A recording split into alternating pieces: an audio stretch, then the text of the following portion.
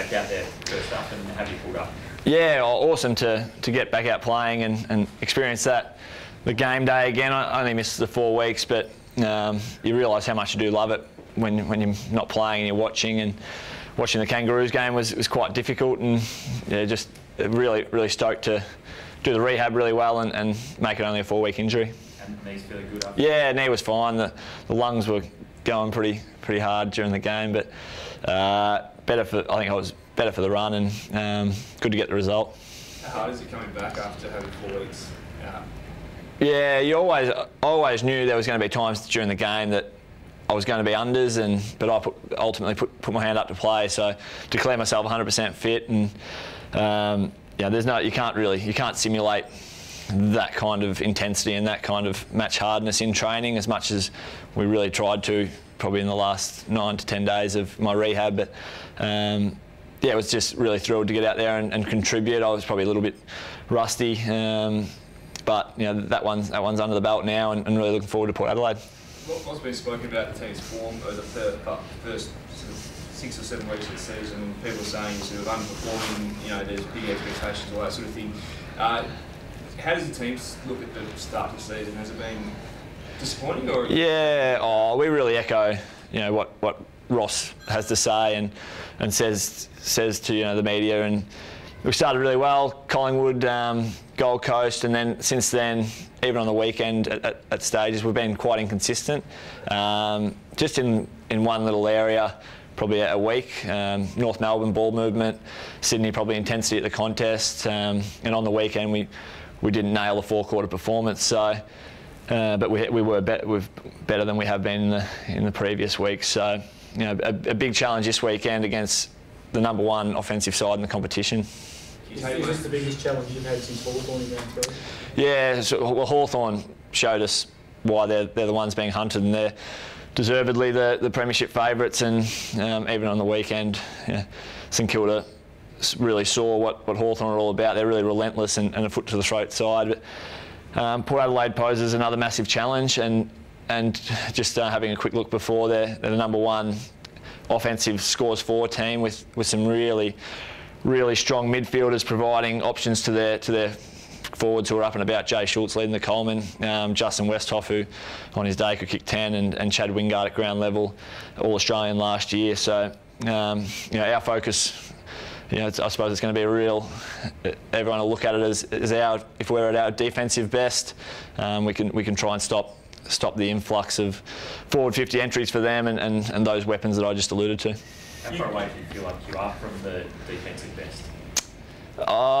We can never get there. You never play a really perfect game, do you? But I think on the weekend we were able to control the ball a lot more, and the best, you know, form of defence is offence. And if we can control the ball and restrict Port Adelaide's access to the footy, because they're a real run and gun, turnover, end-to-end kind of link-up team. So we've got to control the football, and when it's in our hands, make sure we're using it efficiently.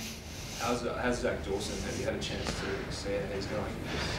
Yeah, he's really diligent with recovery and rehab, and hasn't spent much time away from, you know, trying to get himself right. And he had the scans yesterday. I haven't had a chance to really follow up with the extent of that, but he will put every step in place to be available. So only early in the week, Tuesday, so plenty of time for Zach, and he's got plenty of runs on the board in terms of, you know, getting up for games and a big game like this one. Are you more confident about Luke McFarlane, given that he got through the game? Oh, you'd have to be. I think, yeah, he's just an amazing person and an amazing mental character. Obviously, there would have been a no-risk policy if there was any real significance in the injury. It's probably significant enough for him to assess and have to have a good look at him earlier this week, but him getting through that game probably gives the fitness guys and the coaches massive confidence in Luke. You crushed them with pressure at Subiaco last year. Are they a different challenge to that now, do you think? Have they moved on from that?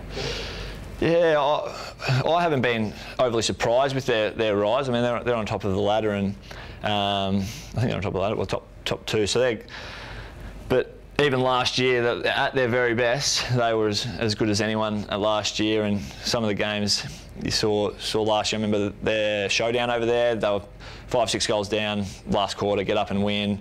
They go to Melbourne in a final against Collingwood, backs to the wall, no one giving them a chance. You know, Collingwood are thinking who they're playing the next week, but Port Adelaide, a real workman-like club, and I have a really good respect for that kind of outlook and attitude, and it really reflects in their personnel. Travis Boak, Brad Ebert, real guys that, you know, heart and soul kind of players, and real blue-collar leaders of that footy club, and massive challenge for us and the guys I alluded to there at the midfielders. So big challenge for our midfield to win that battle, and it goes a long way towards getting the result on Saturday. Are they the hardest running team?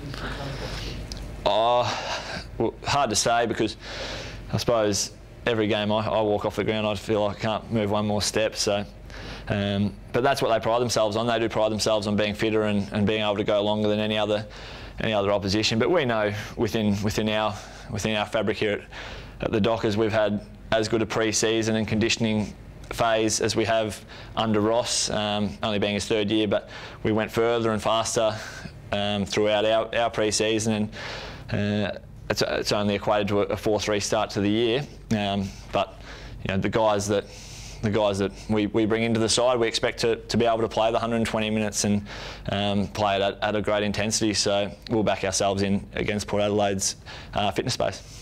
What do you make about Chris Mayne as a defender?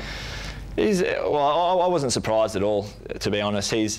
I remember in 2011 we threw him into the midfield a fair bit, and he did run with roles and did them quite well. And a lot of people were probably surprised with his versatility. He went back on Darling, who is, you know, a great aerialist and quite agile and very powerful. So he's got a few boxes ticked there. There's Darling, and Maney was able to have, you know, probably even halve that contest and win a lot of the one-on-one balls with him. So Maney's just a great bloke to play with, because, you know, he's a heart and soul player, and he's the next contest, next mo, he puts whatever's happened in previous contests out of his mind, and he's able to move forward pretty quickly and thrown the challenge to go back. And he's not one to drop his head. He'll put his hand up and say, "Yes, coach, I'll do that for you if the team needs it." So great player to play with, and adding more strings to his bow, which is fantastic. Just as a playing group, Mick, do you notice a difference now that you were in a grand final last year and you come in as one of the premiership favourites? Do you notice a difference in the pressure on the club from outside, like, I guess, media talk and everything about how you're going? Do you feel a bit more pressure?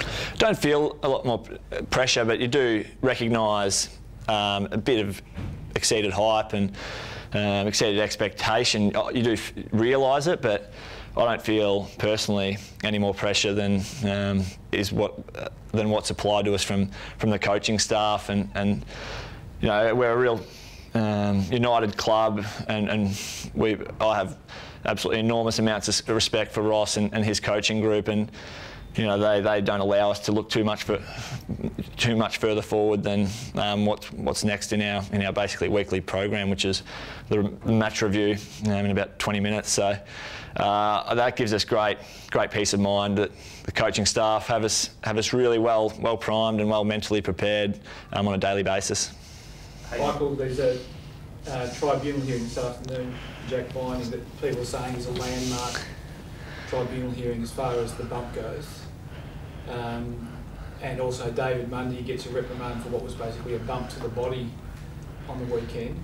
Do you have a view on where the bump is at as far as modern football? Yeah, I think it's... I refer probably to the Anthony Morabito one last week in the waffle, that if you make the ball your priority, you give yourself every opportunity and you avoid, you know, the ramifications that come with it. So probably haven't seen enough of the Jack Viney one. I mean, I know that a broken jaw came out of it, but whether he made the ball his sole purpose is probably the real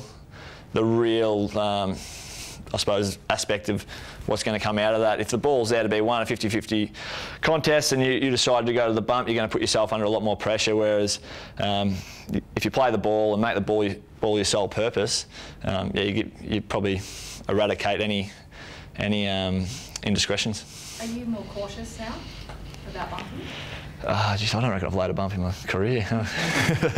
Well, if I'm too slow to get to the ball first, I'll just try and wrap them up. And I've prided myself on being a ball player and making the ball my absolute priority and fighting tooth and nail to get the ball. And I suppose I'll always get myself in a position, if I can't win the ball, to tackle. That's probably my mindset. Just sticking with the tribunal, unfortunately David Mundy signed yesterday. There's been a few senior guys throughout this season being reported. Is it being spoken about amongst the group at all? Well, I think a lot was made of Sylvia and Ballantyne, and the disappointment from the group, from top down. Ross alluded that it wasn't good enough, and it's not what we want to be branded as, and no sympathy for them really, because they damaged themselves and damaged the club for a short amount of time. But so I thought we have talked about but Hayden Ballantyne's no good to us sitting in the stands next to me when we're watching North Melbourne and we're kicking it to Pav 1-on-3. So that's punishment enough for Hayden to understand how he's got to play, and I think we really saw that with Hayden. He was challenged on the weekend, and his response was absolutely outstanding. His passion for the contest and his zip was fantastic, and he was probably, from my point of view, in the top 2 or 3 most influential on the ground.